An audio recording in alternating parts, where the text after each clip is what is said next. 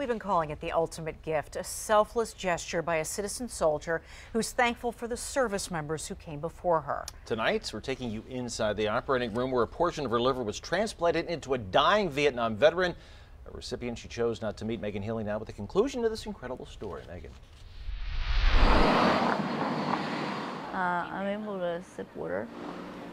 Eating, no, not until this thing comes out of my nose. So. We met up with our soldier and her best friend, a fellow PA Guard member, in New Haven, Connecticut, 3 days after Dr. Sucru Emery successfully removed 60% of her liver and transplanted it to the only Vietnam veteran on the hospital's list who matched her blood type.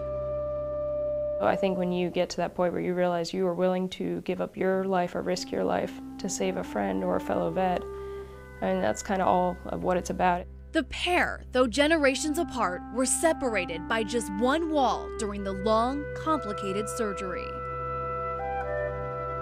Do this operation in overlapping fashion.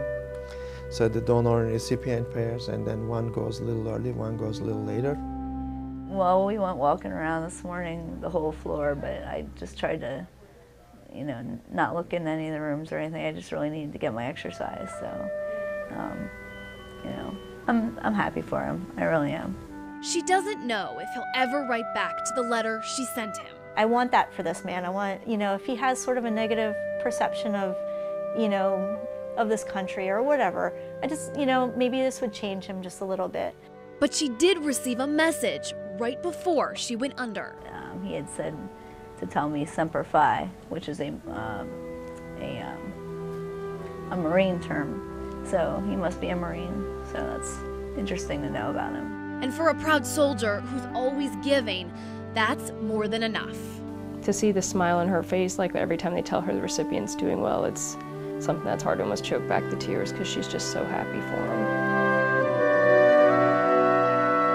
It's always about other people, and she's an amazing person. You don't meet many people like her. Now entering into nearly a year-long road to recovery, her only hope is that even one person who sees her story will take a minute to pay it forward. Saying thank you is enough. If people feel the need to do more, that's great. But just saying thank you it's a big deal. But we can't forget our older veterans. We can't forget the fellows that, that came before, the men and women that came before. We can't forget them.